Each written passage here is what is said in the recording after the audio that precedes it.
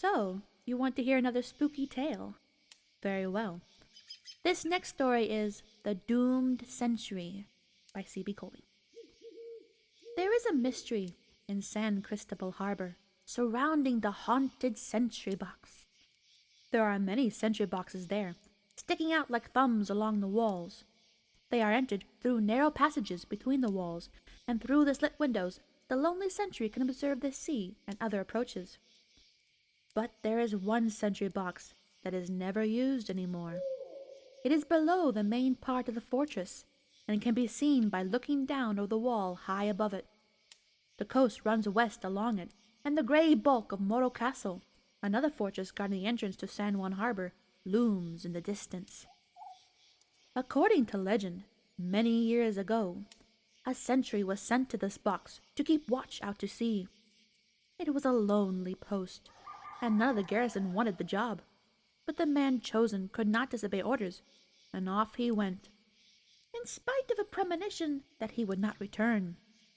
He even mentioned his apprehension to his fellow soldiers, but they laughed it off. Some hours later, another soldier was sent to relieve the first at his post, but this soldier found the sentry box empty. There was a queer, pungent smell that filled the lonely stone structure that was not of the sea. What happened to the sentry? Perhaps he ran away, or had fallen into the water from the narrow walk between the low approach walls. The soldier looked around, but there was no trace of the missing sentry. Even his weapon had vanished. The disappearance was reported to superiors, who suspected that the sentry had deserted.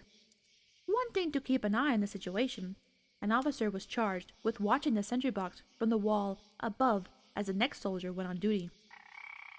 For some hours all was quiet, and then, suddenly, the officer heard a piercing scream ring out above the roar of the surf. He sprang to his feet for a better look, and saw a bright light coming from inside the tiny stone box.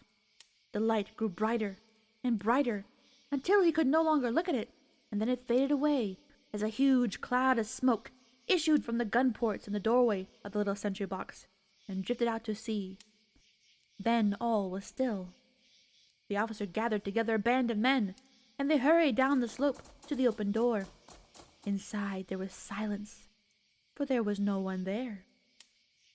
No trace of the second soldier remained, but the inside of the sentry box was black with soot, and a strong odor of sulphur and brimstone was thick about the grey walls.